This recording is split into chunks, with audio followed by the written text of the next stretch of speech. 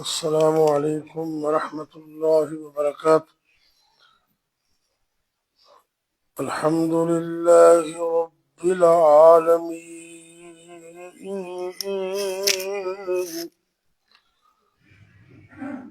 والعاقبۃ للمتقین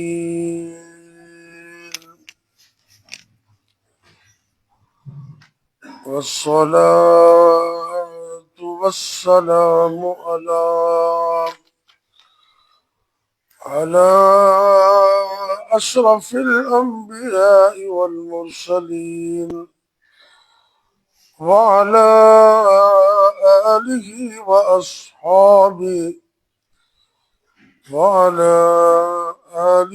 وأصحابه أجمعين۔ رب اشرح لي صدري ويسر لي أمري واحلل عقدة من لساني يفقهوا قولي۔ رب يسر ولا تعسر وتمم بالخير وبك نستعين۔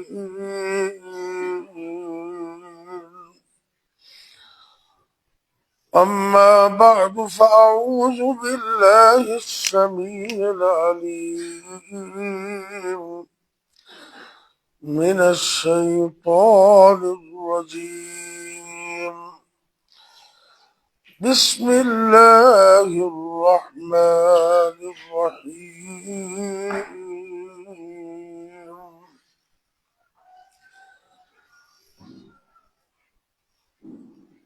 وَإِذْ يَرْفَعُ إِبْرَاهِيمُ الْقَوَاعِدَ من البيت وإسماعيل ربنا تقبل منا إنك أنت السميع العليم۔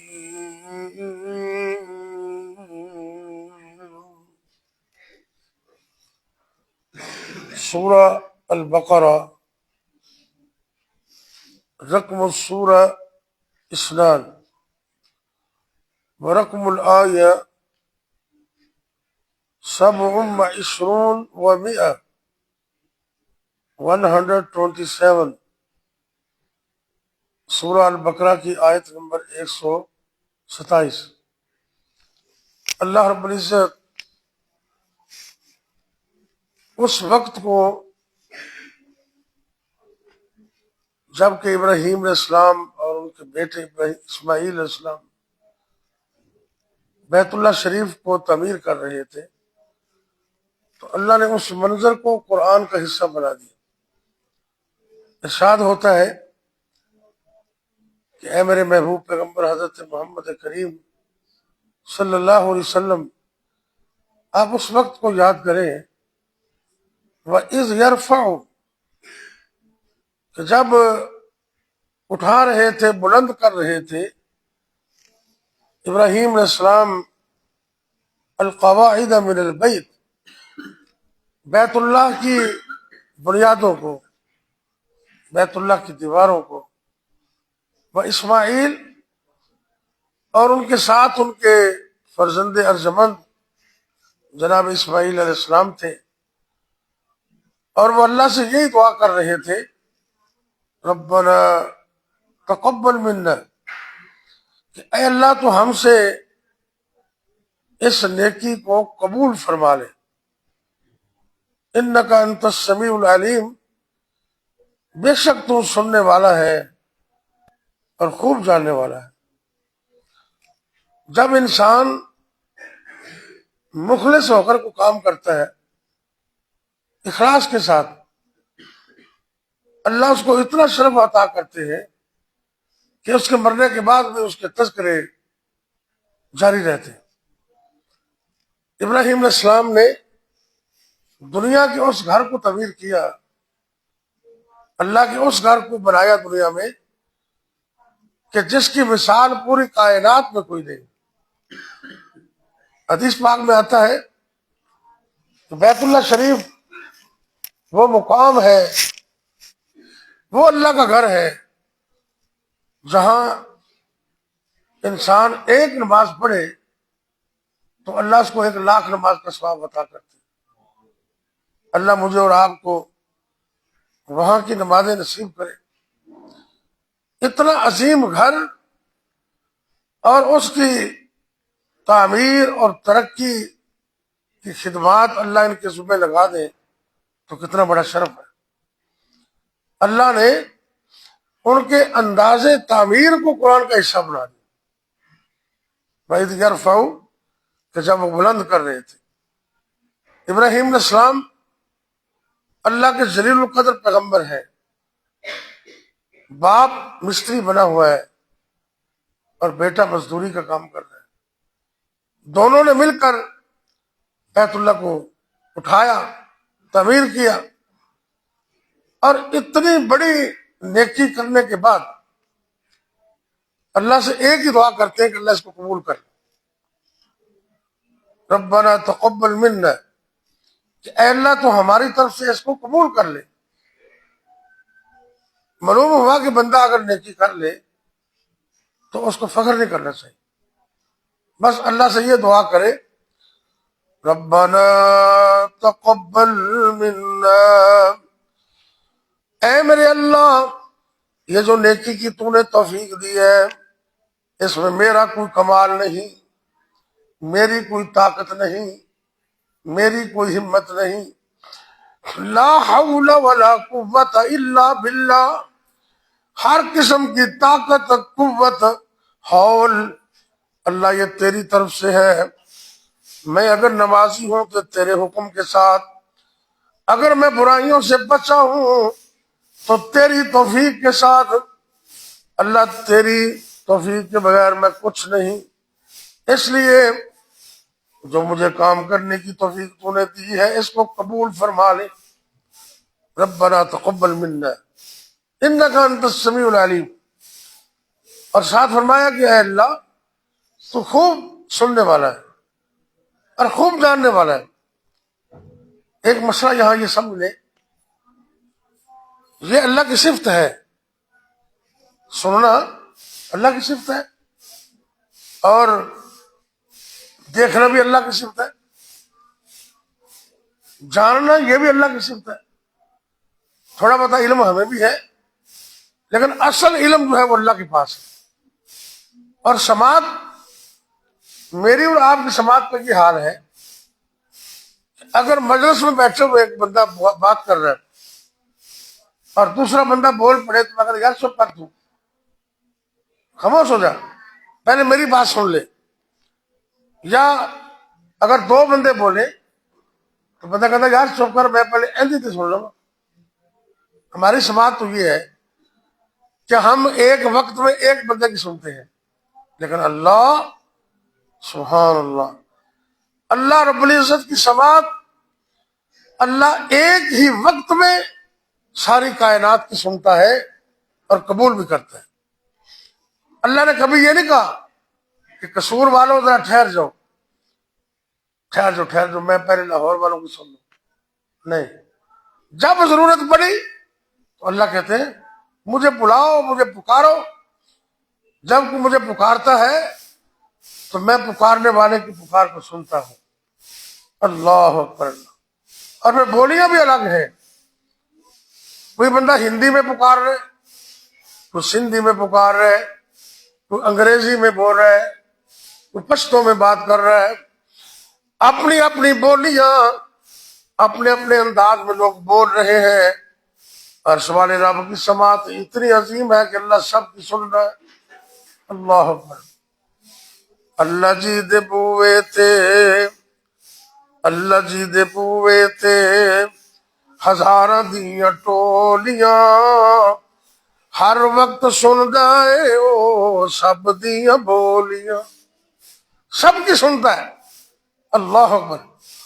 جناب یونس علیہ السلام مچھلی کے پیٹ میں پکارے تو وہاں سنتا ہے، کچھ زمین کی گہرائی میں پکارے تو وہاں سنتا ہے. اللہ کہتا ہے مجھے پکارو تو صحیح، میں سنتا ہوں. اور علیم، یہ اللہ کی صفت ہے علم.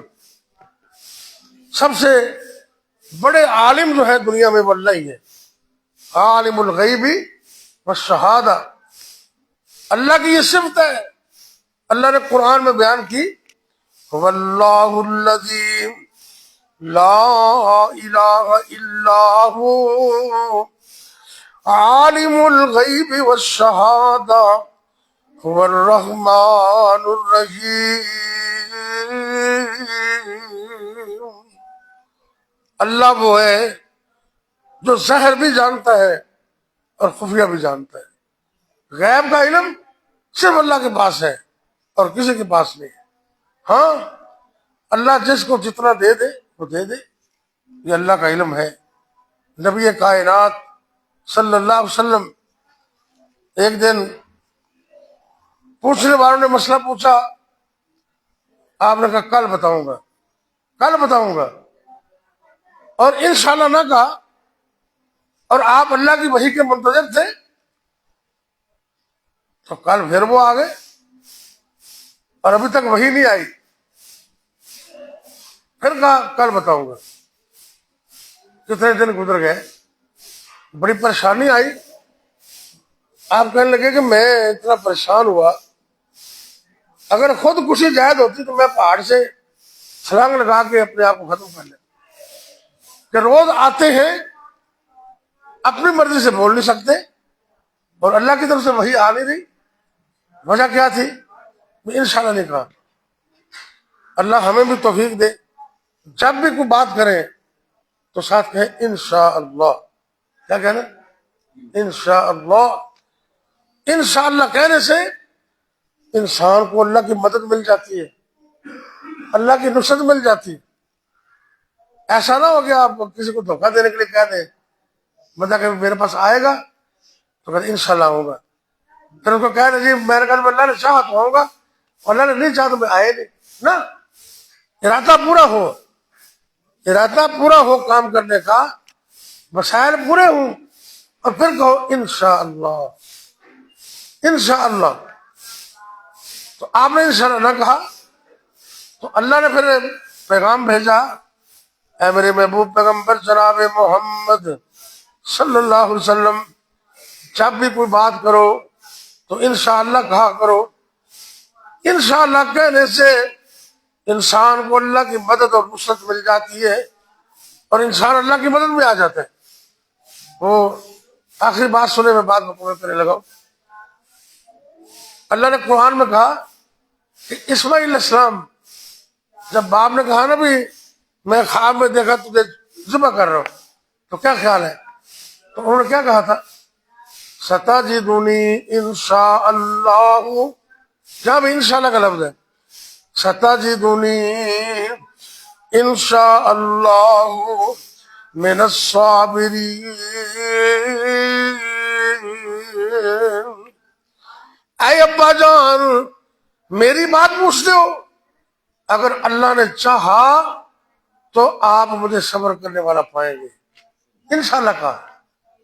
وہ بندہ قربانی کے دنوں میں چلا گیا منڈی میں قربانی لینے کے لیے، 2-3 لاکھ جیب میں ڈالا اور چلا گیا۔